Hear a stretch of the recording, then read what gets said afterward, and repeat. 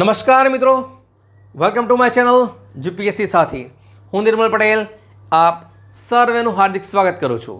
First of all તો આપને આવનારી તમામ સ્પર્ધાત્મક પરીક્ષાઓ માટે બેસ્ટ ઓફ લક. ખાસ કરીને રેવન્યુ તલાટી અને ડીવાયએસઓ માટે બંને પરીક્ષાનો જે સિલેબસ હશે એ ઓલમોસ્ટ આપે ક્લિયર કરી લીધો છે અને રિવિઝન પણ આપનું શરૂ હશે. પણ જો સૌથી વધુ આપને કન્ફ્યુઝન હોય તો એ હશે કરંટ અફેર્સની અંદર. તો બસ આપના આ જ કન્ફ્યુઝનના સોલ્યુશનના ભાગરૂપે આપણે આજે વાત કરવાની છે જૂન મહિનાના મહત્વપૂર્ણ કરંટ અફેર્સની, જેના અંતર્ગત આપણે વાત કરીશું appointment, rank, conference, days, defence અને કલ્ચરની. આ વિડીયો જૂન મહિનાનો પાર્ટ 1 છે. આના પછી આવશે પાર્ટ 2, જેમાં આપણે વાત કરીશું space technologies, sports, state, environment, dispute અને કેટલીક મહત્વપૂર્ણ ન્યૂઝની. આપણે દરેક મહિનાના 2 વિડીયોઝ બનાવીએ છીએ. 2 વિડીયોઝ પણ પ્રોપર સ્લોટ વાઇઝ અથવા તો ટોપિક વાઇઝ હોય છે. ટોપિક વાઇઝ વિડીયો બનાવવાનું કારણ એટલું જ છે કે આપ જૂના પેપર કોઈ પણ જોઈ લો, કરંટ અફેર્સની અંદર મેક્સિમમ ક્વેશ્ચન જો પૂછાતા હોય છે તો આટલા ટોપિકમાંથી જ પૂછાતા હોય છે. ઓકે, એટલા માટે આપણે એક પ્રોપર ટોપિક વાઇઝ વિડીયો બનાવીએ છીએ. બરાબર છે? આશા રાખું કે આપની વિડીયો જરૂરથી પસંદ આવશે. તો વિડીયોને લાઇક કરજો, ચેનલને જો સબસ્ક્રાઈબ ના કરી હોય કરી લેજો, નોટિફિકેશન બેલ પણ કરજો જેથી નેક્સ્ટ વિડીયોની નોટિફિકેશન મળી જાય. આપનું કોઈ પણ ડાઉટ હોય એ કમેન્ટ કરી દેજો, હું તમને એનો આન્સર આપી દઈશ. વધારે સમય નથી બગાડતા, વિડીયોની શરૂઆત કરીએ. યુટ્યુબની અંદર જે રિઝોલ્યુશન છે એ બાય ડિફોલ્ટ 240 પિક્સલ છે, તેથી આપને જે બોર્ડ પર લખેલું છે એ ક્લિયર નહીં દેખાય, મે બી બ્લર દેખાશે. તો એક રિક્વેસ્ટ છે કે યુટ્યુબની અંદર જે રિઝોલ્યુશન છે એ 720 અથવા તો એનાથી પ્લસ કરી લેજો. આપને જે બોર્ડ પર લખેલું છે એ ક્લિયર દેખાઈ જશે. ઓકે, ચલો શરૂઆત કરીએ. નંબર 1 છે એપોઇન્ટમેન્ટ. એમાં પહેલું છે સાઉથ કોરિયા. કયો દેશ છે? South Korea. કેટલાય સમયથી સાઉથ કોરિયાની અંદર પરિસ્થિતિ ખૂબ જ વિકટ છે. પ્રેસિડેન્ટ અવારનવાર બદલાય છે. કેમ કે છેલ્લા ગયા વર્ષે 2024ની અંદર ડિસેમ્બર મહિનાની અંદર એ વખતના જે રાષ્ટ્રપતિ હતા યુન સુક એઓલ એ લગાવે છે, શું લગાવે છે? માર્શલ લો લગાવે છે. ત્યારથી અવારનવાર બદલાઈ જાય છે. બરાબર છે? તો ફાઇનલી અત્યારે આવી ગયા છે લી જાય મ્યુંગ. કોણ આવે છે? શોર્ટમાં લખું છું, ધ્યાનથી સાંભળજો. લી જાય મ્યુંગ. એમની પાર્ટી છે ડેમોક્રેટિક પાર્ટી છે. કઈ પાર્ટી છે? પાર્ટી પણ તમારે ધ્યાન રાખવાની છે. કઈ પાર્ટી છે? ડેમોક્રેટિક પાર્ટી છે.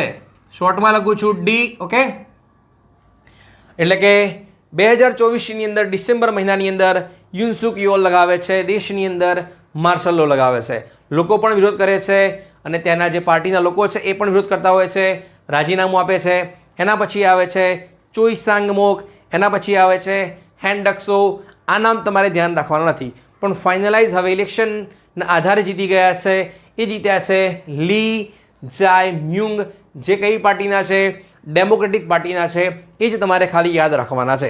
ક્લિયર એટલે સુધી? ચલો પછી વાત કરીએ ખૂબ જ મહત્વપૂર્ણ, એ છે માલદીવ. માલદીવે એના એમ્બેસેડર બનાવ્યા છે. શું બનાવ્યા છે? એમ્બેસેડર. એ પણ ભારતીય વ્યક્તિ બનાવી છે. એટલે કે માલદીવે એના ટુરિઝમ સેક્ટરને મજબૂત કરવા માટે ભારતીય અભિનેત્રી છે એને શું બનાવી છે?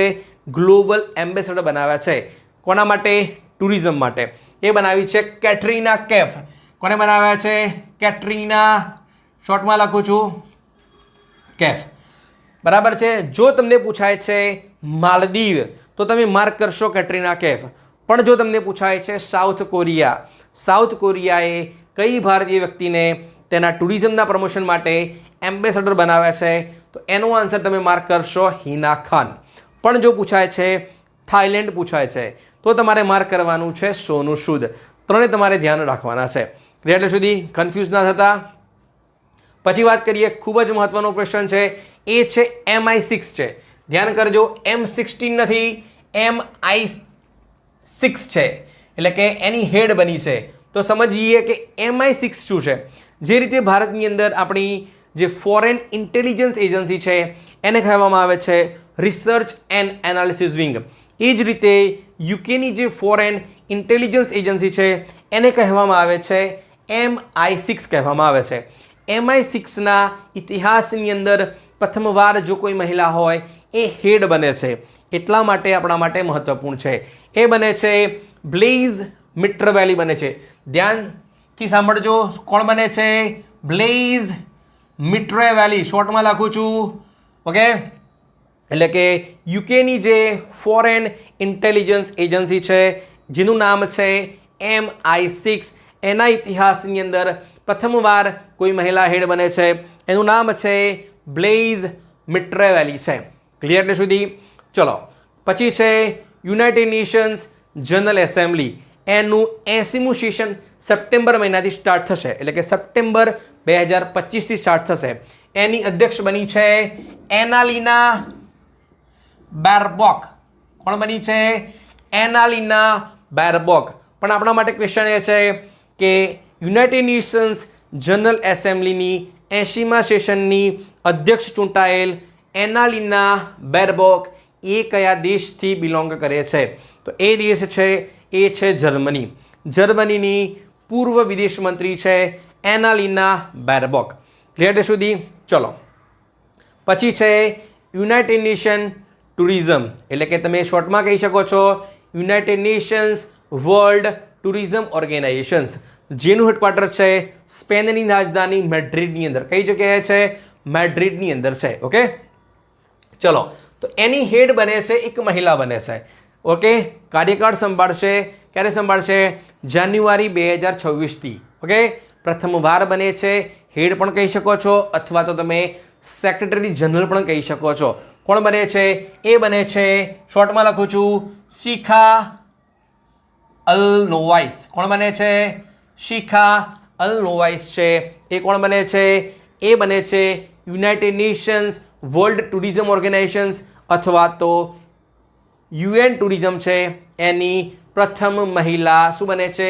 સેક્રેટરી જનરલ બને છે. કોણ છે? શિખા અલ નોવાઇસ છે. કયા દેશની છે? સાઉદી અરેબિયાની છે. શું માર્ક કરશો તમે? સાઉદી અરેબિયા માર્ક કરશો? ના, તમારે માર્ક કરવાનું છે UAE. કયા દેશની મહિલા છે? યુનાઇટેડ અરબ અમીરાટ્સની આ મહિલા છે. ઓકે, સાઉદી અરેબિયા માર્ક ના કરતા UAE છે, ધ્યાન કરજો. બરાબર છે? પછી વાત કરીએ નાસાના એડમિનિસ્ટ્રેટર છે, એટલે કે national aeronautics and space administration. Okay, ગયા વર્ષે ડોનાલ્ડ ટ્રમ્પ જીતી જાય છે, એના પછી જે બિલ નેલ્સન છે રિટાયર થઈ ગયા છે. એના પછી ડોનાલ્ડ ટ્રમ્પ નોમિનેટ કરે છે જેરેડ ઇશાકમેનને નોમિનેટ કરે છે. જેરેડ ઇશાકમેન છે એ એલોન મસ્કના શું છે? ખાસ જીગરી છે. ઓકે, એટલે કે ખાસ દોસ્ત છે, એટલા માટે નોમિનેટ કરે છે. આપ જાણતા હશો ડોનાલ્ડ ટ્રમ્પને એલોન મસ્કે ખૂબ જ ટેકો કર્યો હતો ઇલેક્શન દરમિયાન, પણ હમણાં થોડું કંટ્રોવર્સી છે, એટલે ડોનાલ્ડ ટ્રમ્પ શું કરે છે? આ વ્યક્તિનું નામ પાછું ખેંચે છે. ઓકે, એટલે કે જેરેડ ઇશાકમેનને શું કરે છે? નોમિનેટનું જે નામ કર્યું હતું એ પાછું ખેંચે છે. બરાબર છે?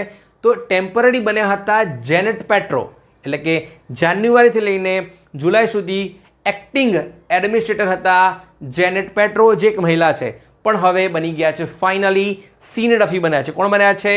સીન ડફી. શોર્ટમાં લખું છું સીન ડફી, એટલે કે જે નાસા છે એના એક્ટિંગ એડમિનિસ્ટ્રેટર બન્યા છે સીન ડફી બન્યા છે. ધ્યાન કરજો, કોણ છે?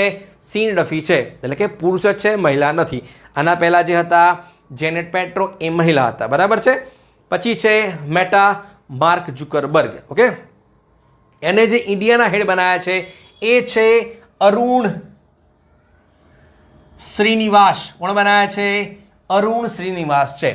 પછી છે BCCI, એટલે કે board of control for cricket in India. આપ જાણતા જ હશો. બરાબર છે? એના પ્રેસિડેન્ટ હતા રોજર બિન્ની. કોણ હતા? રોજર બિન્ની, એટલે કે અધ્યક્ષ હતા. તો 19મી જુલાઈના રોજ એમના વર્ષ થઈ ગયા હતા 70, એટલે કે BCCIના રૂલ્સ મુજબ 70 વર્ષ સુધી જ કોઈ વ્યક્તિ છે એ પ્રેસિડેન્ટ બની શકે છે. બરાબર છે? 70 વર્ષ થઈ ગયા તો ડેફિનેટલી રિટાયર થઈ ગયા. તો એના એક્ટિંગ બન્યા છે એ બન્યા છે રાજીવ શુક્લા. કોણ બન્યા છે? એટલે કે BCCIના એક્ટિંગ પ્રેસિડેન્ટ છે, એટલે કે કાર્યવાહક અધ્યક્ષનો જે કાર્યભાર સંભાળે છે એ સંભાળે છે રાજીવ શુક્લા. ક્લિયર એટલે સુધી?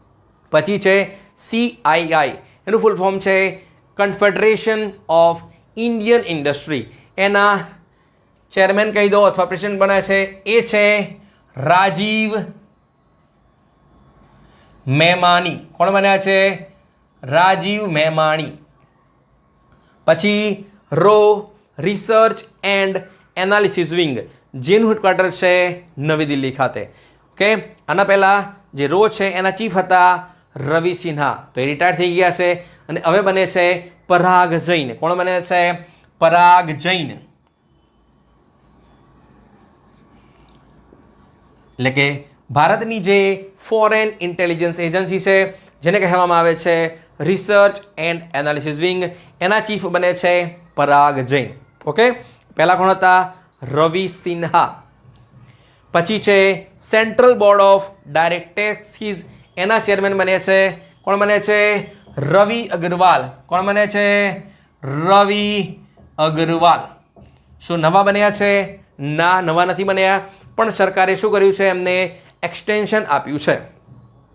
પછી છે economic advisory council to the prime minister, આના ચેરમેન હતા બિબેક દેવરોય, જેમનું ગયા વર્ષે નિધન થયું હતું. તો કાર્યવાહક ચેરમેન હતા નીતિ આયોગના વાઇસ ચેરમેન સુમન બેરી, પણ ફાઇનલી હવે નવા આવી ગયા છે.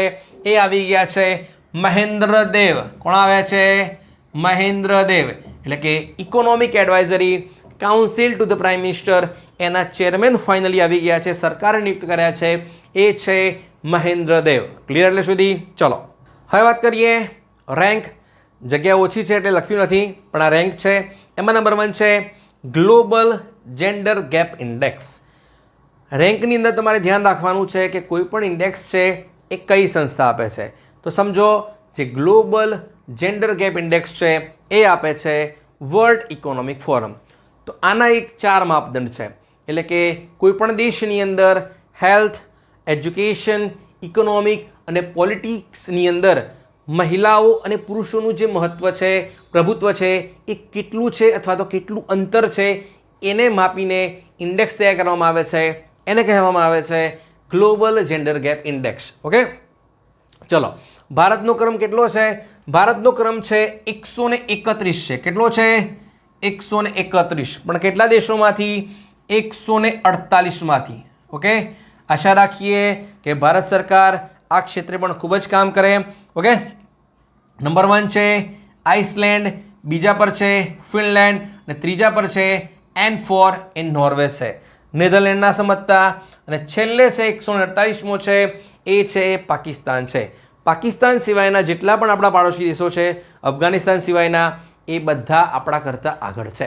ઇવન બાંગ્લાદેશ છે, નેપાળ છે, ભૂતાન છે, શ્રીલંકા છે, માલદીવ છે. આશા રાખીએ આ ઇન્ડેક્સની અંદર પણ સરકાર છે આગામી સમયની અંદર 1થી 100ની અંદર આવવા માટે ખૂબ જ કામ કરે. બરાબર છે.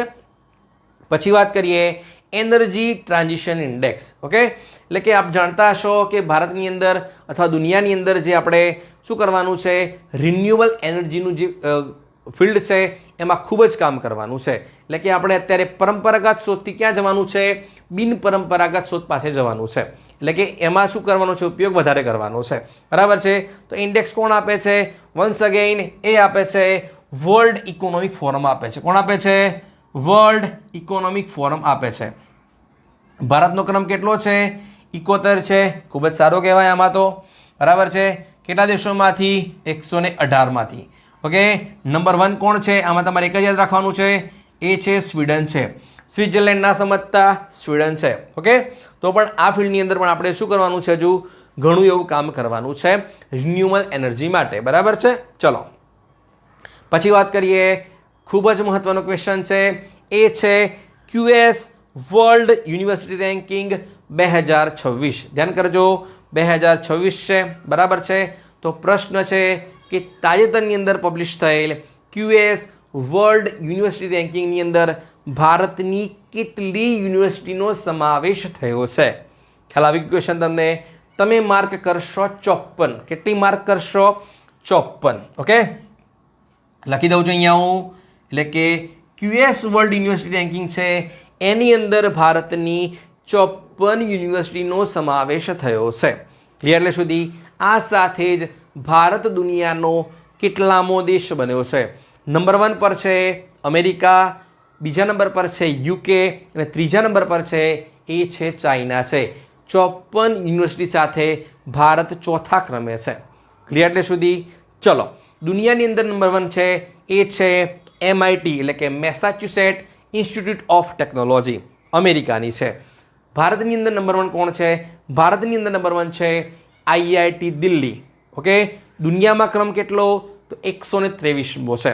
ઓકે, ક્લિયર એટલે સુધી? ચલો, પછી છે Stockholm International Peace Research institute.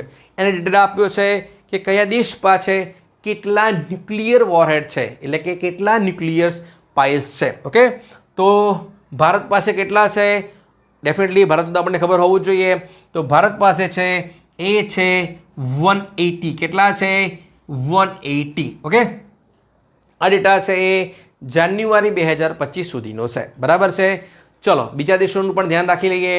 Pakistan પાસે છે આપણા કરતાં 10 ઓછા, એટલે કે 170 છે. કેટલા છે? 170. ચાઇના પાસે કેટલા છે? એ છે 600 છે. કેટલા છે? 600. દુનિયામાં સૌથી વધુ ન્યુક્લિયર વોરહેડ કોની પાસે છે? એ છે રશિયા પાસે. એપ્રોક્સિમેટ કહી શકો છો તમે 5400 થી 5500ની વચ્ચે. બીજા નંબરમાં આવશે અમેરિકા, 5100 થી 5200ના વચ્ચે છે. ક્લિયર એટલે સુધી? ચલો, પછી વાત કરીએ કોન્ફરન્સ. એમાં નંબર 1 છે 51મી G7. કેટલા નંબરની છે?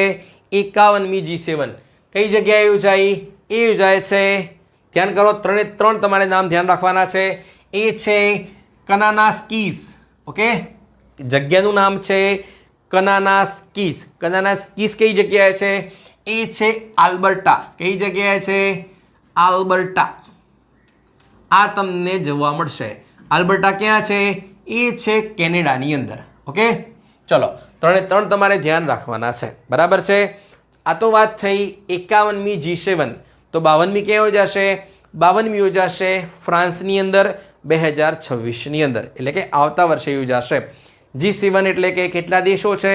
એ છે US, UK, Canada, Germany, Japan, France અને ઇટલી છે. ક્લિયર એટલે સુધી? ચલો, બરાબર છે? પછી છે ખૂબ જ મહત્વપૂર્ણ છે, એ છે United Nations ocean conference 3G. કઈ છે? United Nations ocean conference 3G, જેનું આયોજન થાય છે ફ્રાન્સના શહેર નાઇસની અંદર, NICE. ઓકે, પણ પ્રશ્ન એ છે કે તાજેતરની અંદર યોજાયેલ જે યુનાઇટેડ નેશન્સ ઓશિયન કોન્ફરન્સ છે એનું હોસ્ટ કન્ટ્રીઝ અને કો હોસ્ટ કન્ટ્રીઝ કોણ છે? બંને તમારે ધ્યાન રાખવાના છે. ઓકે, તો હોસ્ટ કરે છે એ ફ્રાન્સ છે. કોણ છે? ફ્રાન્સ. અને કો હોસ્ટ પૂછાય તો એ છે કોસ્ટારિકા. કોણ છે? કોસ્ટારિકા છે. ક્લિયર એટલે સુધી? આ તો વાત હતી United Nations ocean conference 3G. Okay, હવે યોજાશે જ્યારે પણ 2028ની અંદર યોજાશે યુનાઇટેડ નેશન્સ ઓશિયન કોન્ફરન્સ 4. ક્યારે યોજાશે? 2028માં યોજાશે. ક્યાં કોણે આયોજન કરશે? એનું હોસ્ટ કન્ટ્રીઝ છે ચીલે અને રિપબ્લિક ઓફ કોરિયા છે. આ પણ તમારે ધ્યાન રાખવાનું છે. ક્લિયર સુધી? ચલો, હવે થોડી વાત કરી લઈએ. United Nations ocean conference 3G યોજાઈ હતી ફ્રાન્સની અંદર. તો એની અંદર મુખ્ય બાબતો કઈ છે? દરેક વસ્તુ ધ્યાન નથી રાખવાની, પણ મુખ્ય બાબતો તમારે ધ્યાન રાખવાની છે. તો ડેફિનેટલી ઓશિયન માટેની છે, તો ઓશિયનની જ વાતો હશે. બરાબર છે? તો નંબર 1 એમાં વાત થઈ આપણે કે 2022ની અંદર જે આપણે નક્કી કર્યું હતું દુનિયાએ કે કન્મિંગ મોન્ટ્રિયાલ ગ્લોબલ બાયોડાયવર્સિટી ફ્રેમવર્ક અંતર્ગત આપણે ટાર્ગેટ સેટ કર્યા હતા 30/30.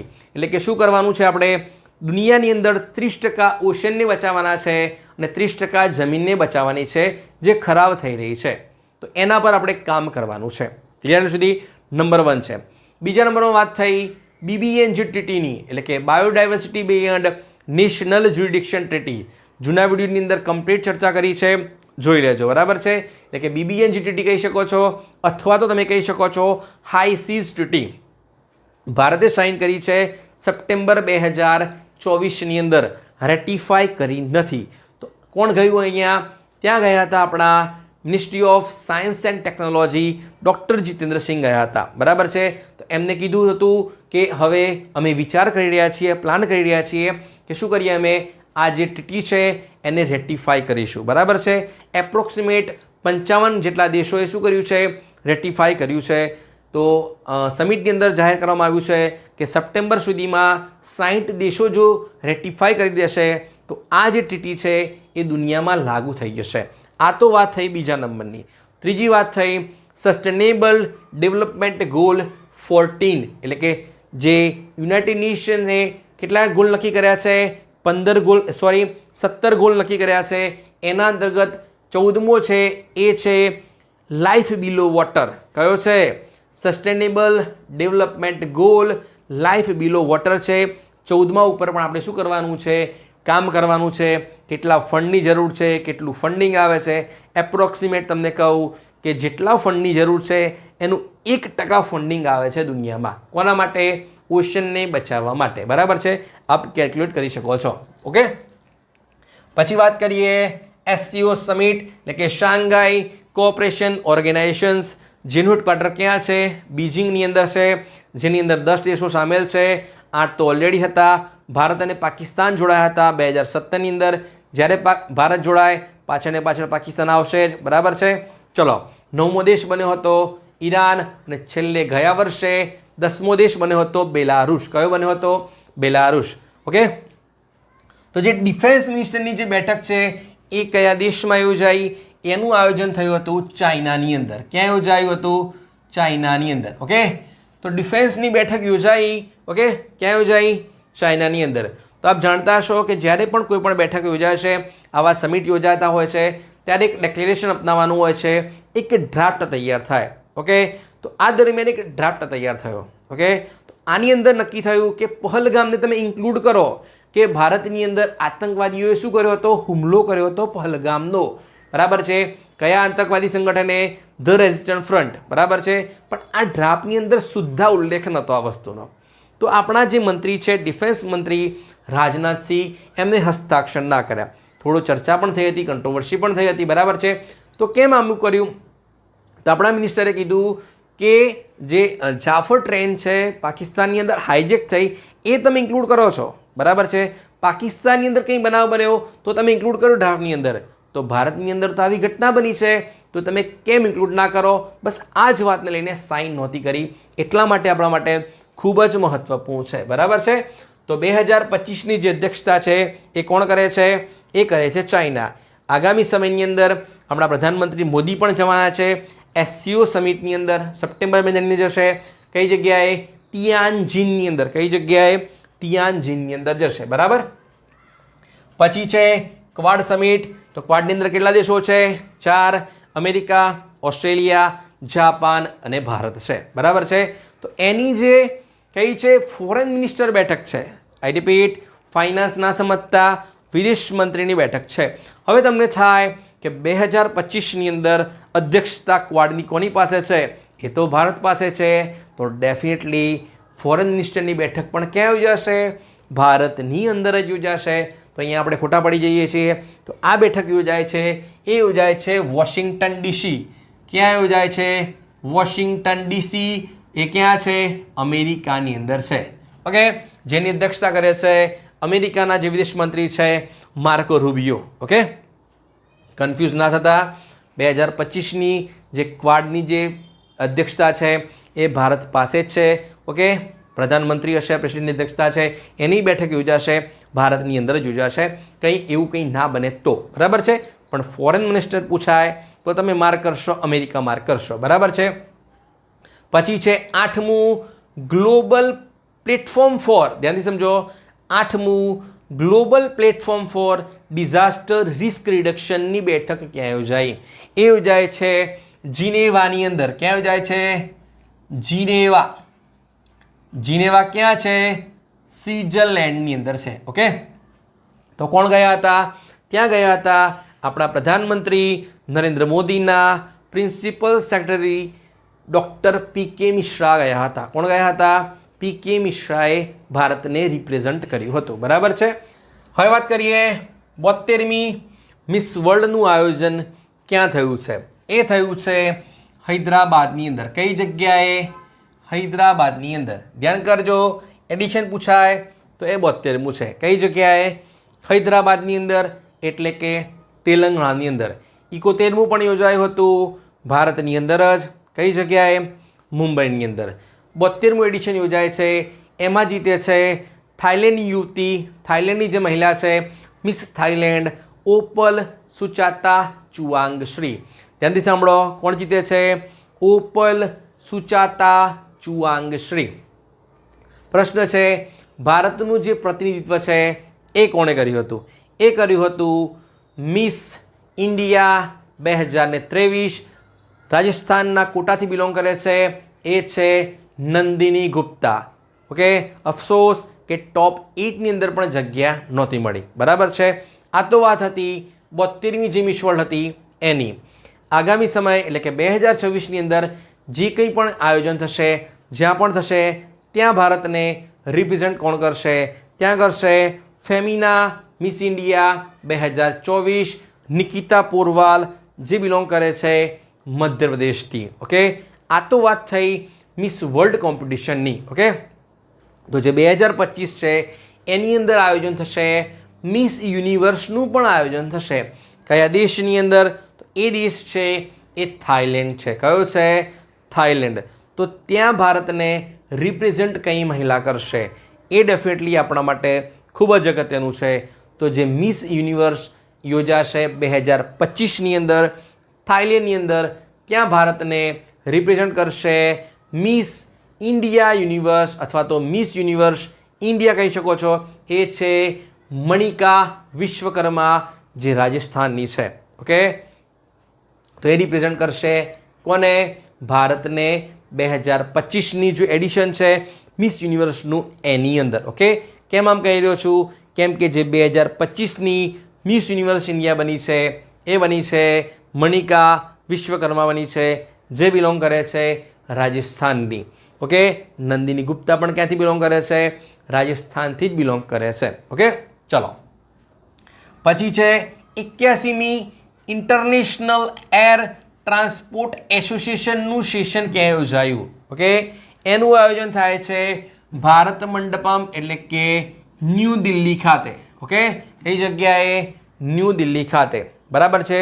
પણ તમને પૂછાય કે તાજેતરની અંદર વર્લ્ડ એર ટ્રાન્સપોર્ટ સમિટનું આયોજન ક્યાં થયું હતું? ઓકે, તમે સમજી લો, વર્લ્ડ એર ટ્રાન્સપોર્ટ સમિટ પૂછાય અથવા તો 81મી ઇન્ટરનેશનલ એર ટ્રાન્સપોર્ટ એસોસિએશન પૂછાય. બંનેનો જવાબ એક જ છે, નામ જ ખાલી અલગ અલગ છે, બાકી વસ્તુ બંને એક જ છે.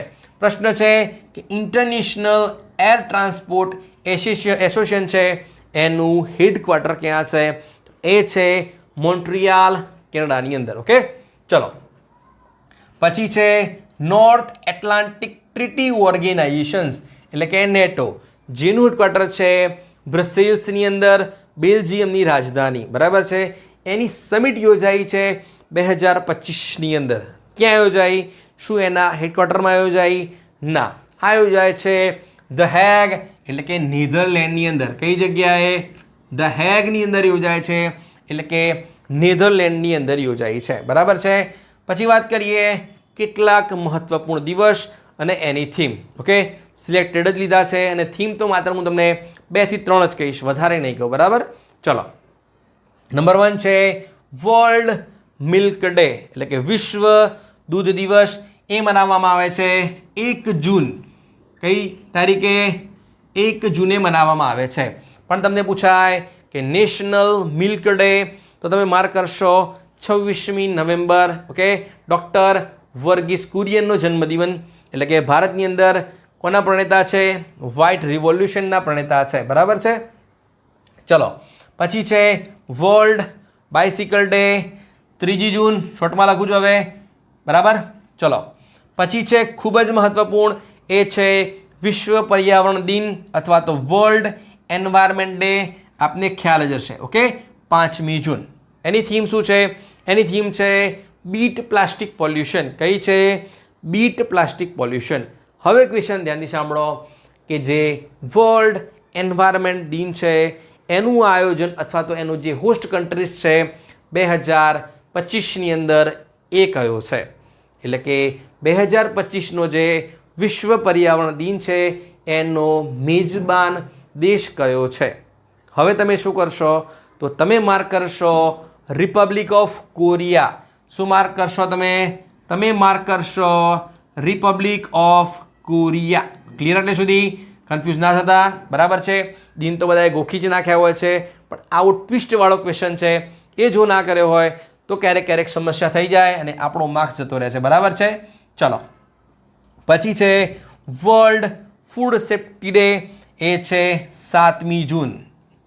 પછી છે વર્લ્ડ ઓશન ડે, એ છે 8મી જૂન, એટલે કે વિશ્વ સમુદ્ર દિન. ઓકે, તો સમુદ્રમાં શું મળશે? ટર્ટલ મળશે, કાચબા મળશે. તો તમને પૂછાય કે વર્લ્ડ સી ટર્ટલ ડે ક્યારે મનાવવામાં આવે છે? તો તમારે 8ના ડબલ કરવાના છે, 16મી જૂને મનાવવામાં આવે છે, બરાબર છે. 16 પછી આવશે 17મી જૂન, એ મનાવવામાં આવે છે વિશ્વ ક્રોકોડાઇલ દિન. કયો છે? World crocodile day. ભારતની અંદર કેટલી પ્રજાતિના મગર મળે છે? તો ભારતની અંદર 3 પ્રજાતિના મગર મળે છે. એ છે સોલ્ટ વોટર ક્રોકોડાઇલ, બીજા છે મગર અને ત્રીજા નંબરમાં છે ઘડિયાળ છે અથવા તો ઘડિયાળ છે. ક્લિયર સુધી કન્ફ્યુઝ ના થતા. પછી છે world day against child labour. કયો છે? World day against child labour. Okay, વિશ્વ બાળ મજૂરી વિરોધી દિન. ઓકે, એ કયો છે? એ મનાવવામાં આવે છે 12મી તારીખે. કઈ તારીખે? 12મી જૂને. પછી ગ્લોબલ વાઇન ડે, વિશ્વ પવન દિન 15મી જૂન. વર્લ્ડ રેફ્યુજી ડે 20મી જૂન. યોગા ડે એટલે કે ઇન્ટરનેશનલ યોગા ડે 2025નો પણ કેટલામો? 11મો. ક્યારે મનાવવામાં આવે છે? એ મનાવવામાં આવે છે 21મી જૂન. ઓકે, ચલો હવે વાત કરી લઈએ થોડા ક્વેશ્ચનની. એટલે કે 21મી જૂન 2025ના રોજ મનાવવામાં આવ્યો છે 11મો international day for yoga. Theme શું છે? Yoga for one earth and one health. Okay, clear? એટલે સુધી ચલો, હવે આનું આયોજન ક્યાં થાય છે? એના લોકેશન તમારે ધ્યાન રાખવાના છે. ઓકે, પ્રધાનમંત્રી ક્યાં ગયા હતા તો પૂછાય તો એ ગયા હતા આંધ્રપ્રદેશ વિશાખાપટ્ટનમ. રાષ્ટ્રપતિ દ્રૌપદી મુર્મુ ગયા હતા ઉત્તરાખંડની અંદર. અને ગુજરાત લેવલે આ દિન ક્યાં મનાવવામાં આવ્યો હતો તો એ મનાવવામાં આવ્યો હતો વડનગરની અંદર. એટલે કે ભૂપેન્દ્રભાઈ પટેલ એ ક્યાં ગયા હતા? એટલે આપણા દાદા છે ભૂપેન્દ્ર દાદા, ક્યાં ગયા હતા? એમને મનાવ્યો હતો ઇન્ટરનેશનલ ડે ફોર યોગા વડનગરની અંદર. ક્લિયર? એટલે સુધી ચલો, આ તો વાત થઈ 11મો ઇન્ટરનેશનલ યોગા ડે, જેની ઉજવણી રાજ્ય લેવલે થઈ હતી વડનગરની અંદર, બરાબર છે. પણ તમને પૂછાય કે 1લી મે મનાવવામાં આવ્યો છે ગુજરાતનો 65મો સ્થાપના દિન, એટલે કે ગુજરાત ગૌરવ દિન. આની ઉજવણી ક્યાં થઈ હતી રાજ્ય કક્ષાની? તો એનો જવાબ આવશે પંચમહાલ. કયો આવશે? પંચમહાલ. આગામી સમયની અંદર આવશે 79મો સ્વતંત્રતા દિન, ઇન્ડિપેન્ડન્સ ડે. એનું આયોજન ક્યાં થશે? એનું આયોજન થશે કઈ જગ્યાએ? પોરબંદરની અંદર થશે. ક્યાં થશે? પોરબંદરની અંદર થશે. ક્લિયર? એટલે સુધી કન્ફ્યુઝ ના થતા. 3 લોકેશન તમારે ધ્યાન રાખવાના છે. ક્લિયર? એટલે સુધી ચલો, પછી છે ઇન્ટરનેશનલ ઓલિમ્પિક ડે, એ છે 23મી જૂન. અને છેલ્લે છે સ્ટેટિસ્ટિક્સ ડે. ઓકે, એ મનાવવામાં આવે છે 29મી જૂન, એટલે કે પીસી મહાલનોબિસનો જન્મદિન, બરાબર છે. એક બીજો ડે પણ તમારે ધ્યાન રાખવાનો છે. ઓકે, કયો છે? એ છે સંવિધાન હત્યા દિન, એટલે કે 25મી જૂન 1975નો એ દિવસ. ક્લિયર? એટલે સુધી ચલો, પછી વાત કરીએ ડિફેન્સની અંદર. નંબર 1 છે ટાઈગર ક્લો. આ એક્સરસાઇઝ છે એ પ્રથમવાર આ દેશ સાથે યોજાઈ છે. એરફોર્સની એક્સરસાઇઝ છે. કઈ જગ્યાએ આયોજન થાય છે? એનું આયોજન થાય છે ઉત્તર પ્રદેશની અંદર. કઈ જગ્યાએ? ઉત્તર પ્રદેશની અંદર થાય છે. પણ કયા 2 દેશો વચ્ચે?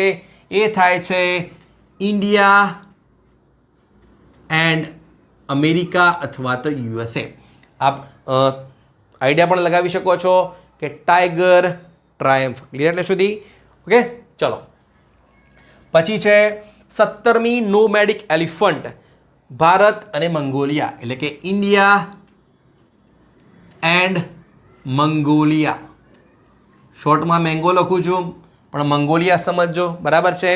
મંગોલિયા એક બીજી મલ્ટીનેશન યુદ્ધાભ્યાસનું પણ આયોજન કરે છે જેનું નામ છે ખાનક્વિસ્ટ. કયું છે?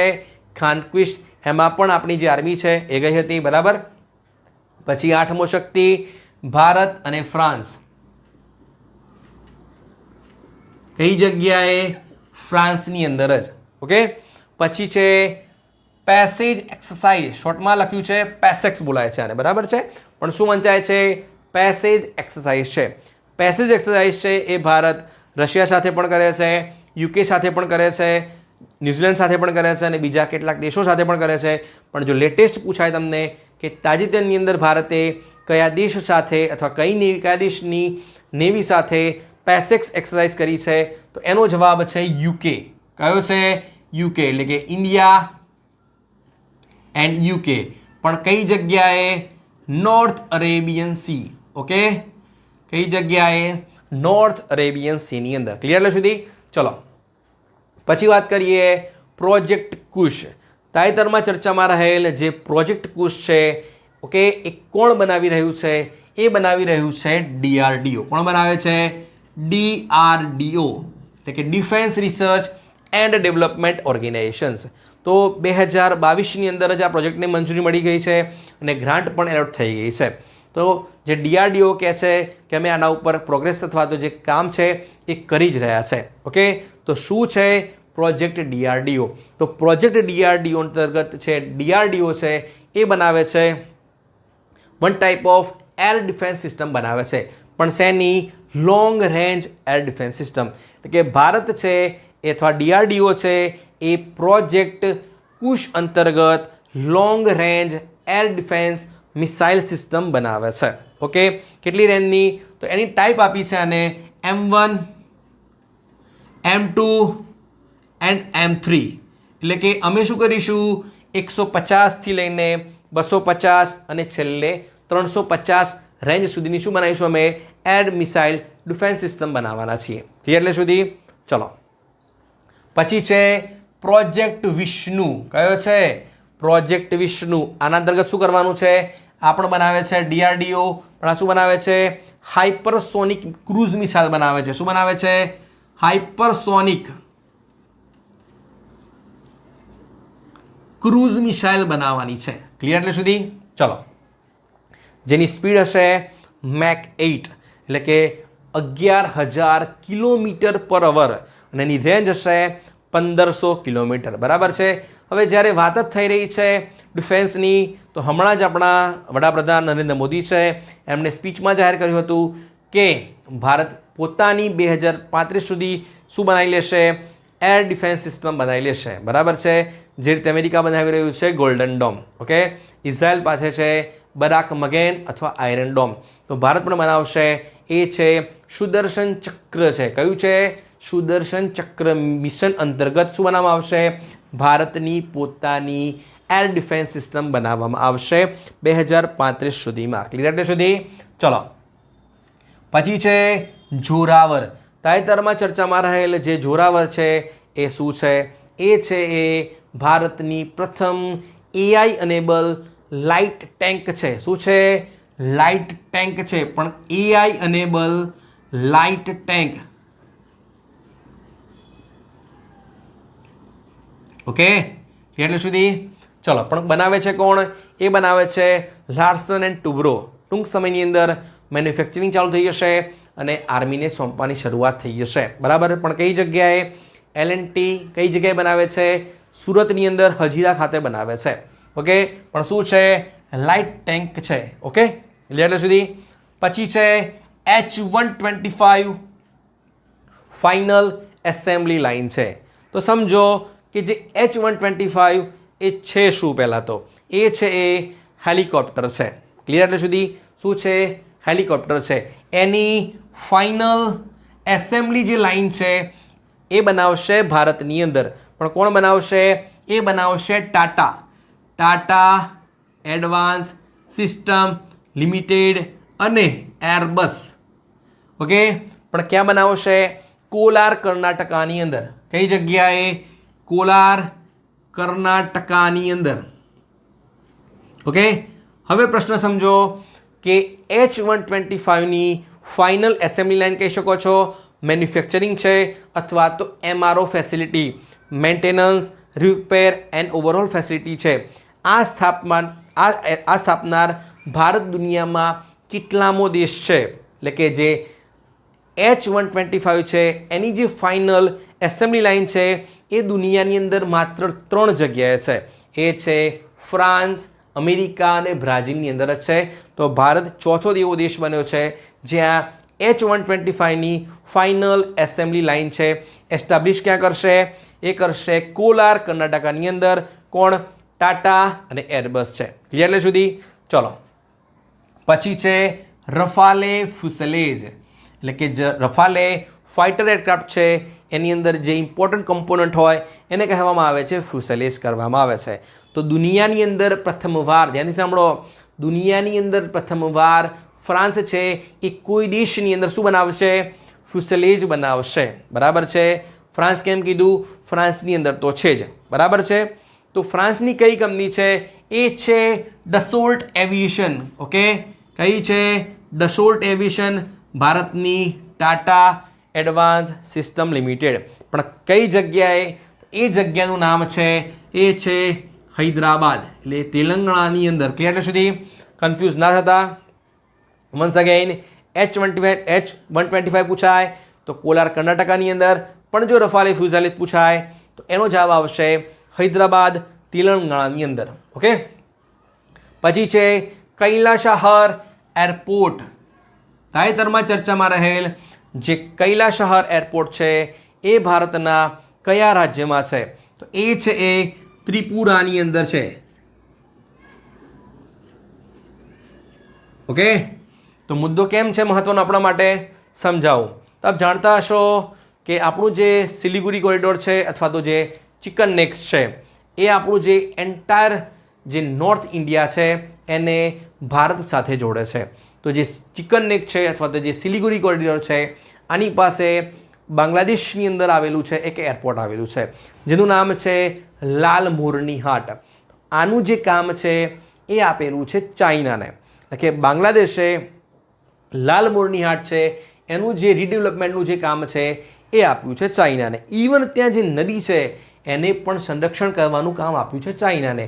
તો રણનીતિક માટે આપણા માટે ખૂબ જ મહત્ત્વનું છે એ છે એક કૈલાશહર એરપોર્ટ છે જે ત્રિપુરા પાસે છે. એટલે કે ચાઇનાને કાઉન્ટર કરવા માટે ખૂબ જ મહત્ત્વનું છે કે ચાઇના જ ઓપરેટ કરશે લાલ મોરની હાટ. તો આપણી પાસે પણ એવી એરસ્ટ્રીપ હોવી જોઈએ એને કાઉન્ટર કરવા માટે. તો આ 1971ની અંદર હતી જ. 1971ની અંદર જે ઇન્ડો પાક વોર થઈ આ દરમિયાન યુઝ કર્યો હતો, ત્યાર પછી ઉપયોગ નથી કર્યો. તો હવે શું કરીએ છીએ? ભારત સરકારે નિર્ણય લીધો છે કે આને આપણે શું કરીશું? હવે રિવાઇવ કરીશું, ફરીથી બનાવી લઈશું. બરાબર છે? રણનીતિ ખૂબ જ મહત્ત્વનું છે.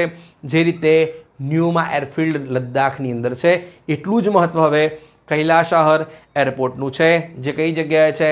ત્રિપુરાની અંદર છે. ત્રિપુરામાં પણ ક્યાં? ઉનાકોટીની અંદર છે. બરાબર. પછી વાત કરીએ ઓપરેશન સ્પાઈડર વેબ. આ કોનું છે? આ કરે છે યુક્રેન કરે છે. કોણ કરે છે? યુક્રેન કરે છે. આપ જાણતા હશો કે પુતિનભાઈ અને વોલોદિમીર ઝેલેન્સ્કી બંનેમાંથી કોઈ નમવાનું નામ નથી લેતા. બરાબર છે? તો યુક્રેને અત્યાર સુધીનું સૌથી મોટો જો ડ્રોન બેઝ હુમલો કર્યો હોય અને રશિયાના 40થી વધારે એરક્રાફ્ટ અને જે બોમ્બ ફ્લીટ છે એને તબાહ કરી હોય તો એ ઓપરેશન છે ઓપરેશન સ્પાઈડર વેબ. ક્લિયર એટલે સુધી? તો કોણ કરે છે? યુક્રેન કરે છે. કોના વિરુદ્ધ? રશિયા વિરુદ્ધ. બરાબર છે? ચલો પછી વાત કરીએ ઓપરેશન રાઇઝિંગ લાઇન. હવે તમે ધ્યાનથી સમજી લેજો કે જે ઈરાન અને ઇઝરાયલ વચ્ચે જે કંઈ પણ ઘટના બની છે એ મેં કમ્પ્લીટ અહીંયા લખી છે. ક્વેશ્ચન આવશે આટલામાંથી જ આવશે, આના બાદ એક પણ ક્વેશ્ચન નહીં આવે. ધ્યાનથી સમજી લો. બરાબર છે? સ્ટેપ બાય સ્ટેપ લખ્યું છે એટલે તમને આસાનીથી ખ્યાલ આવી જાય. બરાબર. ચલો શરૂઆત કરીએ. ઓપરેશન રાઇઝિંગ લાઇન આ કોણ કરે છે? આ કરે છે ઇઝરાયલ. કોણ કરે છે? ઇઝરાયલ. ઓકે, કોના સામે કર્યું? ઈરાન સામે કર્યું ડેફિનેટલી. તો જે ઈરાન છે એને વળતો પ્રહાર કર્યો. ઓકે, તો એમને શું કર્યું? ઓપરેશન ટ્રુ પ્રોમિસ તૃતીય કર્યું. કોને કર્યું? ઈરાને કર્યું. કોની સામે? ઇઝરાયલ સામે કર્યું. ઓકે, ધ્યાનથી સમજજો, તમને કોઈ પણ જાતની કન્ફ્યુઝન નહીં રહે આટલું સમજ્યા પછી. ઓકે, હવે આ બંને દેશોએ લડવાનું ચાલુ કરી લીધું. તો ભારતીયો તો હશે જ બંને જગ્યાએ, પણ સૌથી વધારે ક્યાં હશે? ઈરાનની અંદર હશે. કેમ કે ત્યાં શું કરવા ગયા હતા? મેડિકલ એજ્યુકેશન માટે ગયા હતા. બરાબર છે. જે રીતે યુક્રેનમાં ગયા હતા. તો ભારતીયોને પાછા લાવવા પડશે. તો ભારત સરકારે શું કર્યું? ઓપરેશન સિંધુ કર્યું. ક્યાંથી પાછા લાવવા માટે? ભારતીય વિદ્યાર્થીઓને ઈરાનમાંથી પાછા લાવવા માટે ભારત સરકાર કરે છે. શું કરે છે? ઓપરેશન સિંધુ કરે છે, સિંદૂર નહીં. બરાબર છે. આ કોણ કરે છે? ઇન્ડિયા કરે છે. ઓકે, ચલો હવે ઈરાનથી પાછા લાવશું, પણ કયા રસ્તે? ઈરાનથી જઈશું આપણે એરાવન, અર્મેનિયાની રાજધાની, ત્યાંથી પછી આપણે ભારત લાવવાના હતા. આટલી વસ્તુ કરી. બરાબર છે. ચલો પછી છે નતાંજ, ઇસ્ફહાન અને બુશેહર. આ શું છે? તો હવે ધ્યાનથી સમજો કે જ્યારે ઇઝરાયલે કર્યું ઓપરેશન રાઇઝિંગ લાયન, તો ઇઝરાયલને ખાલી એક જ ટેન્શન છે કે જો ઈરાન છે એ ન્યુક્લિયર પાવર બનશે તો અમારા માટે ખૂબ જ ખતરો છે. તો આના જેટલા પણ ન્યુક્લિયર ફેસિલિટી છે, મિલિટરી બેઝ છે, એના ઉપર જ હુમલો કર્યો હતો. ઓકે, કોઈ સિવિલિયન ઉપર નહોતો. તો હવે ધ્યાનથી સમજો, તો પહેલો હુમલો કર્યો અમને નતાંજ ઉપર કર્યો. એટલે કે નતાંજ શું છે? One type of nuclear power plant છે. આના ઉપર શું કર્યો? હુમલો કર્યો. ઓકે, તો હું યસ કરું છું, ધ્યાનથી સમજજો. તો શું કર્યું? નતાંજ ઉપર હુમલો કર્યો, ન્યુક્લિયર પાવર પ્લાન્ટ ઉપર. બીજો હુમલો કર્યો અમને ઇસ્ફહાન પર. કોના ઉપર? ઇસ્ફહાન પર. ઓકે, અને ત્રીજો કર્યો બુશેહર પર. ઓકે, પણ રશિયાએ ચેતવણી આપી. ધ્યાનથી સાંભળો, રશિયાએ ચેતવણી આપી, જો ઇઝરાયલ તમે બુશેહર પર હુમલો કરશો તો આ એ જ ઘટનાનું નિર્માણ થશે જે ચર્નોબિલની અંદર થઈ હતી. તો ઇઝરાયલે રિપોર્ટ કર્યો કે અમે આના ઉપર કોઈ પણ જાતનો હુમલો કર્યો નથી. ઇવન ઇન્ટરનેશનલ એટોમિક એનર્જી એજન્સીએ કીધું કે ના, હુમલો આના ઉપર તો કર્યો નથી. કેમ? કેમ કે જે બુશેહર ન્યુક્લિયર પાવર પ્લાન્ટ છે એ ઈરાનનો એકમાત્ર ઓપરેટિંગ ન્યુક્લિયર પાવર પ્લાન્ટ છે.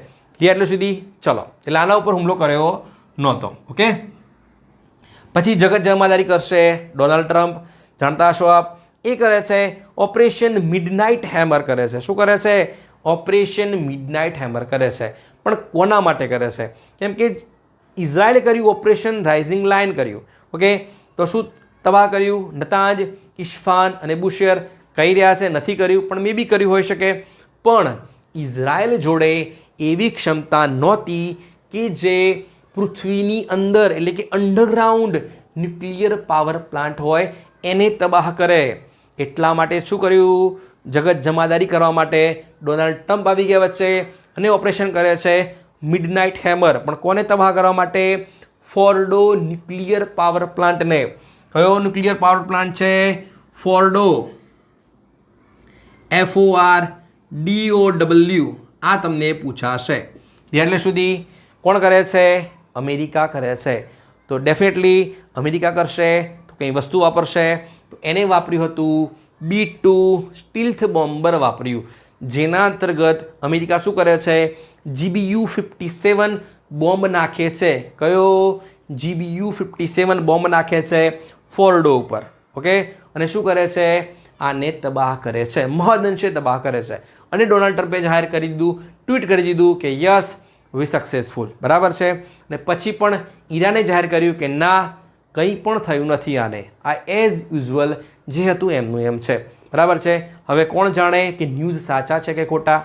બરાબર છે. એ તો હવે ઇન્ટરનેશનલ એટોમિક એનર્જી એજન્સીના જે લોકો છે, સાયન્ટિસ્ટ છે, એ ત્યાં જશે અને ચેક કરશે કે વાત સાચી છે કે નહીં. પણ ઈરાને સંસદમાં બિલ પારિત કરી દીધું કે અમે હવે શું કરશું? ઇન્ટરનેશનલ એટોમિક એનર્જી એજન્સી છે એને કોઓપરેશન નહીં આપીએ, સાથ સહકાર નહીં આપીએ. અને જે અમારી સ્ટેટ ઓફ હોર્મુઝ છે એને પણ અમે શું કરી દઈશું?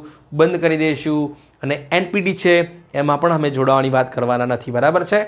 ચલો, એટલે સુધી ઓકે. ચલો, કોણે કર્યું? અમેરિકાએ કર્યું.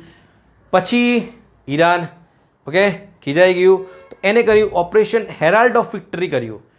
અમેરિકા ઉપર તો નહીં કરે કંઈ, પણ એ ક્યાં કરશે? એને કર્યું અમેરિકાનું જે મિલિટરી બેઝ છે એ કતરની અંદર છે. ક્યાં છે? કતરની અંદર છે. શોર્ટમાં કયું લખું છું? એટલે કે અમેરિકાનું જે મિલિટરી બેઝ છે એ કતરની અંદર હતું. તો એના ઉપર હુમલો કર્યો ઈરાને કર્યો. ઓકે, જેને નામ આપ્યું ઓપરેશન હેરાલ્ડ ઓફ વિક્ટરી આપ્યું. ક્લિયર એટલે સુધી? ચલો, અને પછી છેલ્લે છે ડિયાગો ગાર્સિયા. ઓકે, હવે આ મહત્વનું આપણા માટે એટલા માટે છે કે ઇન્ડિયન ઓશનની અંદર, ધ્યાનથી સાંભળો, ઇન્ડિયન ઓશનની અંદર મોરિશિયસની અંતર્ગત આવતું જે ચકોસ દ્વીપ છે એના અંતર્ગત આવતું એક દ્વીપ છે જેનું નામ છે ડિયાગો ગાર્સિયા. આના ઉપર કંટ્રોલ હતો યુકેનો, અને આના ઉપર જ અમેરિકા અને યુકેનું મિલિટરી બેઝ છે. ત્યાં બધું રાખતા હોય છે, ડિફેન્સની જેટલી પણ સામગ્રી હોય એ અહીંયા રાખતા હોય છે. બરાબર છે? તો હવે આનો કંટ્રોલ છે એ અમેરિકા અને યુકે પાસે છે. ઇવન યુકે જે ચગોસ આઇલેન્ડ છે એ મોરિશિયસને પાછા આપી દીધા અને આને લીઝ પર લીધું છે. કેટલા પૈસા? 1100 કરોડ પર યર આપશે 99 વર્ષ સુધી. તો જસ્ટ ઇમેજિન કરો કે ઇન્ડિયન ઓશનની અંદર પાવરફુલ રહેવા માટે યુકે અને અમેરિકા કેટલો ખર્ચો કરે છે. તો ડેફિનેટલી આપણે પણ રણનીતિક મહત્ત્વ ખૂબ જ સાચવવું પડશે. અને ડેફિનેટલી આપણને જે ડિયાગો ગાર્સિયા તો નહીં મળે, પણ ધ્યાનથી સાંભળો, પણ મોરિશિયસે આપણને કીધું છે કે તમે છે, ભારત છે એ શું કરે? અઘાલેગા, ધ્યાનથી સાંભળજો, અઘાલેગા, AGA અઘાલેગા જે દ્વીપ છે એના ઉપર તમે શું કરી શકો છો? તમારો પોતાનો મિલિટરી બેઝ બાંધાઈ શકો છો. ઓકે, આપણા માટે ખૂબ જ મહત્વપૂર્ણ છે. એ છે અઘાલેગા દ્વીપ. કઈ જગ્યાએ? મોરિશિયસની અંદર. ડિયાગો ગાર્સિયા પણ ક્યાં છે? મોરિશિયસની અંદર છે. ઓકે, ચલો, આશા રાખું કે આપને જે ઈરાન અને ઇઝરાયલ કોન્ફ્લિક્ટ છે એમાં કંઈ પણ ડાઉટ નહીં હોય. એક બાકી છે, એ છે આયરન ડોમ. એટલે કે ઈરાને શું કર્યું? ઇઝરાયલની આયરન ડોમ તોડી. એટલે ઇઝરાયલે એની બીજી જે ડિફેન્સ સિસ્ટમ છે એક્ટિવેટ કરી, જેનું નામ છે બરાક મઘેન છે. ક્લિયર એટલે સુધી? ચલો, પછી વાત કરીએ કલ્ચર. એમાં છે સિંહસ્થા કુંભ. એટલે કે મહારાષ્ટ્રના જે મુખ્યમંત્રી દેવેન્દ્ર ફડણવીસ છે એમને જાહેર કર્યું છે કે જે સિંહસ્થા કુંભ છે એનું આયોજન ક્યાં થશે? એ થશે નાસિકની અંદર, ગોદાવરી નદીના કિનારે. પણ મંદિર પૂછાય તો ત્રંબકેશ્વર મંદિર છે. આપ જાણતા જ હશો, બરાબર છે, ગયેલા બી હશો, બરાબર. પણ કઈ જગ્યાએ? નાસિકની અંદર. શોર્ટમાં લખું છું. ચલો, બરાબર છે. ક્યારે થશે? એની જે ફ્લેગ સેરેમની છે એ આવતા વર્ષે ઓક્ટોબરની અંદર યોજાશે, અને જે પ્રથમ અમૃત સ્નાન છે એનું આયોજન થશે 2 ઓગસ્ટ 2027ના રોજ. ક્લિયર એટલે સુધી? ચલો, પછી છે મહાકુંભાભિષેકમ. તાઇવાનની અંદર ભારતના કયા મંદિરની અંદર મહાકુંભાભિષેકમનું આયોજન થયું છે? એ પણ 270 વર્ષ પછી થયું છે. ઓકે, તમને વારાણસી ઓપ્શનની અંદર હોય, કાશી વિશ્વનાથ કોરિડોર, તમે માર્ક કરી દો, પણ જવાબ તમારો ખોટો છે. આનું આયોજન થાય છે પદ્મનાભા સ્વામી ટેમ્પલ, કેરલાની અંદર. કઈ જગ્યાએ? પદ્મનાભા સ્વામી ટેમ્પલ. શોર્ટમાં લખું છું, પદ્મનાભા સ્વામી ટેમ્પલ કેરલાની અંદર યોજાયું હતું. બરાબર છે? 270 વર્ષ પછી. પછી છે અંબુબાચી મેલા, મા કામાખ્યા ટેમ્પલની અંદર. પણ કઈ જગ્યાએ? ગુવાહાટી. ગુવાહાટી ક્યાં છે? આસામની અંદર. ઓકે, પછી છે મા જાનકી મંદિર. જે રીતે ભગવાન રામનો જન્મ થયો છે, સરયુ નદીના કિનારે વસેલું શહેર છે અયોધ્યાની અંદર. ડેફિનેટલી આપ જાણતા જ હશો, ગયા પણ હશો, બરાબર છે. એની તર્જ જેવું જ, એના જેવું જ મંદિર બની રહ્યું છે માતા જાનકીનું. કઈ જગ્યાએ? એવું મનાય છે કે જે માતા સીતા છે, માતા જાનકી છે, એમનો જન્મ થયો હતો પુનોરા ધામ. કઈ જગ્યાએ? પુનોરા ધામની અંદર. પણ પુનોરા ધામ ક્યાં છે? એ છે સીતામઢી, બિહારની અંદર. કઈ જગ્યાએ? સીતામઢી, બિહારની અંદર. યુપી ના સમજી લેતા, બરાબર છે. ઓકે, ચલો, એટલે કે જે મા જાનકી ટેમ્પલ છે એ બની રહ્યું છે સીતામઢી, બિહારની અંદર. ઇવન જે આપણા ગૃહમંત્રી છે અમિત શાહ, એમની આધારશિલા પણ રાખી દીધી છે. બરાબર છે? ચલો, પછી છે ગયા.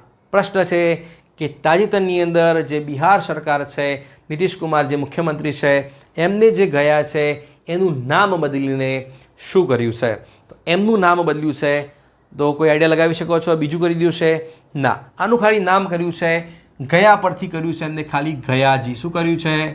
ગયાજી. શોર્ટમાં કર્યું છે, પાછળ જી લગાવ્યો છે.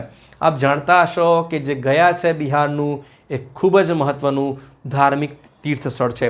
દર વર્ષે હજારો લાખો લોકો પિંડદાન માટે ત્યાં આવતા હોય છે. ઓકે, પણ કઈ નદીના કિનારે છે એ તમારે ધ્યાન રાખવાનું છે. એ છે એ ફાલ્ગુ નદીના કિનારે. કઈ નદી? ફાલ્ગુ નદીના કિનારે વસેલું શહેર છે ગયા.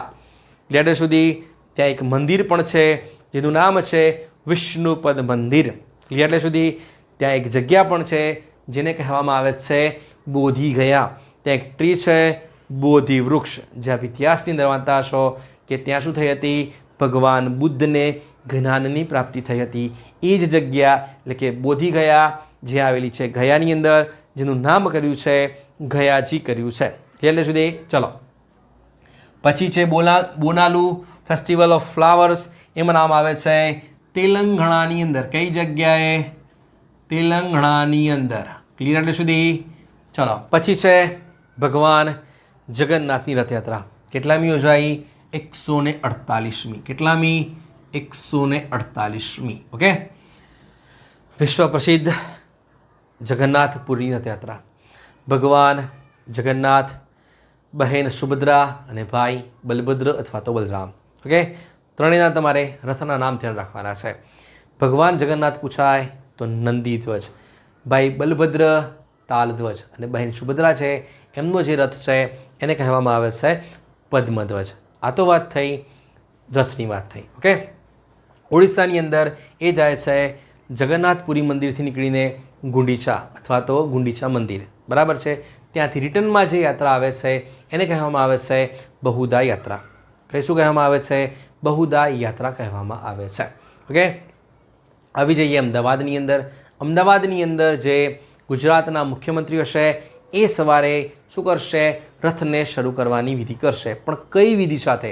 એ કરશે સોનાની સાવરણીથી. શું કરશે? જે રથ જવાનો છે એ માર્ગને સાફ કરશે. આ વિધિ તમારે ધ્યાન રાખવાની છે. એટલે કે જે ગુજરાતના મુખ્યમંત્રી છે એ રથને જે જવાના માર્ગ પર સોનાની સાવરણીથી શું કરશે? રસ્તાને સાફ કરશે, માર્ગને સાફ કરશે. આને કહેવામાં આવે છે પહિંદ વિધિ. શું કહેવામાં આવે છે? પહિંદ વિધિ. શોર્ટમાં લખું છું. ઓકે, આ તમને પૂછાઈ શકે છે. બરાબર છે. ચલો, પછી છે સાલેમ સાગો. આ કઈ જગ્યાનું છે? જેને મળ્યું છે જિયોગ્રાફિકલ ઇન્ડિકેશન ટેગ. બીજું નામ જોવા મળે તમને તો એ છે જાવારી સી. શું છે?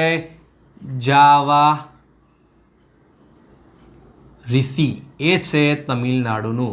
ઓકે, જાવા પ્રોગ્રામિંગ લેંગ્વેજ ના સમજતા. ઓકે, જાવારીસી છે જે તમિલનાડુનું છે, જેને મળે છે જીઆઈ ટેગ મળે છે. પછી છે બ્યાદાગી ચીલી એટલે કે મિર્ચ છે એ છે એ કર્ણાટકની છે. ક્યાંની છે? કર્ણાટકની છે. પછી છે ખૂબ જ મહત્ત્વપૂર્ણ છે એ છે કોંડાપલ્લી ટોયઝ. હમણાં આપણે જોયું હશે કે ચાઇનાની જે લબુબુ કહી દો અથવા તો લાબુબુ છે એ ખૂબ જ ટ્રેન્ડમાં ચાલી. લોકો અત્યારે નાખી પણ રહ્યા છે કેમ કે એ ઘરમાં લાવવાથી કેટલીક અશક્તિઓનો વાસ થાય છે. ડેફિનેટલી એની આંખો જુઓ તમે. બરાબર છે. ભારતની અંદર જે ઇન્ડિજિનસ ટોય ટ્રેડિશન છે એ આના કરતાં પણ કાબેલી તારીફ છે. એમાંની જો આપણે ગણવા જઈએ તો એ છે કોંડાપલ્લી ટોયઝ છે. બરાબર છે. ગૂગલ કરીને જોઈ શકો છો આપ. પણ ક્યાંના છે? એ છે એ આંધ્રપ્રદેશના છે. કઈ જગ્યાના છે? આંધ્રપ્રદેશના છે. ઓકે, આંધ્રપ્રદેશની અંદર બીજા પણ ટોયઝ છે જેને કહેવામાં આવે છે એટિકો પક્કા. શું કહેવામાં આવે છે? એટિકો પક્કા કહેવામાં આવે છે. કર્ણાટકની અંદર પણ છે એ છે ચન્નાપટના. કયા છે? ચન્નાપટના.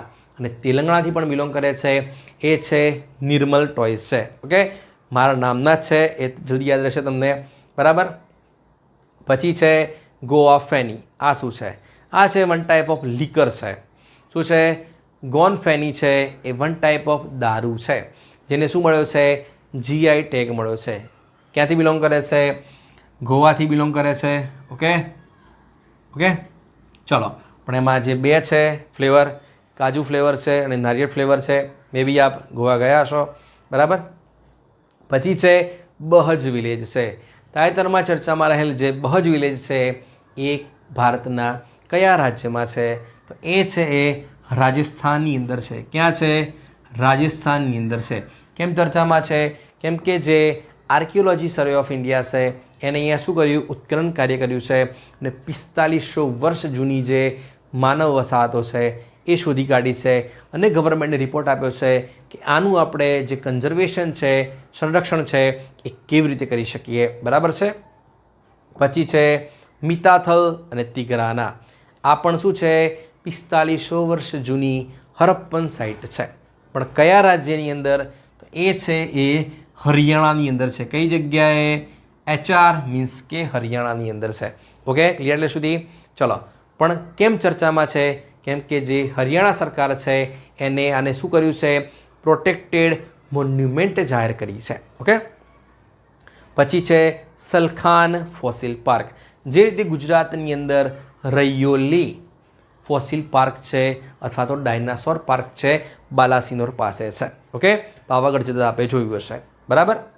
તો એના જેવું જ છે સલખાન ફોસિલ પાર્ક છે. પણ કઈ જગ્યાએ? ગુજરાતના કોઈ જિલ્લામાં છે?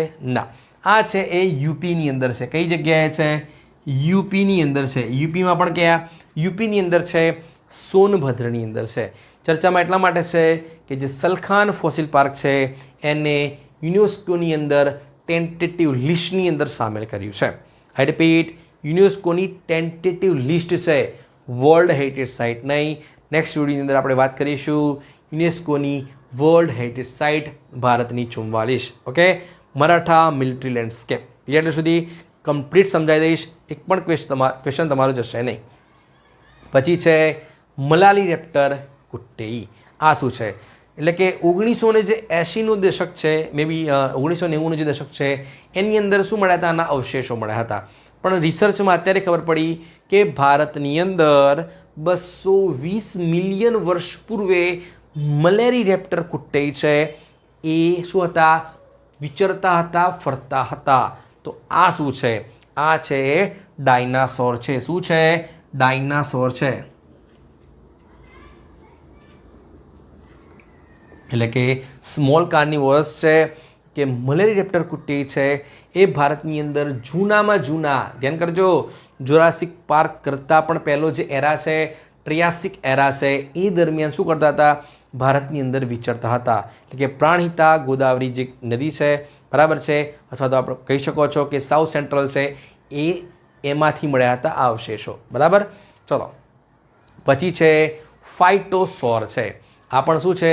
વન ટાઈપ ઓફ ડાયનાસોરના અવશેષો છે જે ભારતની અંદર 200 મિલિયન વર્ષ પહેલાં હયાત હતા. એના પણ અવશેષો મળ્યા છે.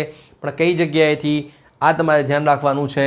એ છે જેસલમેર, રાજસ્થાન. કયું છે? જેસલમેર, રાજસ્થાન. ઓકે, ચલો, આ હતું આપણું જૂન મહિનાનું મહત્વપૂર્ણ કરંટ અફેર્સ પાર્ટ 1. આના પછી આપણે વાત કરીશું પાર્ટ 2ની. આશા રાખું તમને આપણા વિડીયોઝમાંથી ક્વેશ્ચન જોવા મળે. જૂના વિડીયોઝની અંદરથી પણ ક્વેશ્ચન આવેલા છે જેના શોર્ટ્સ આપણે મૂકેલા છે. તો આઈ હોપ કે આપને વિડીયો પસંદ આવે. વિડીયોને લાઇક કરજો, આપના મિત્રો સાથે જરૂરથી શેર કરજો. ચેનલને જો સબસ્ક્રાઈબ ના કરી હોય કરી લેજો. નોટિફિકેશન બેલ પણ ઓન કરજો જેથી નેક્સ્ટ વિડીયો નોટિફિકેશન મળી જાય. આપનો કોઈ પણ ડાઉટ હોય કમેન્ટ કરી દેજો, હું તમને એનો આન્સર આપી દઈશ. મળીએ છીએ નવા વિડીયોઝની અંદર. જય હિન્દ, જય ભારત.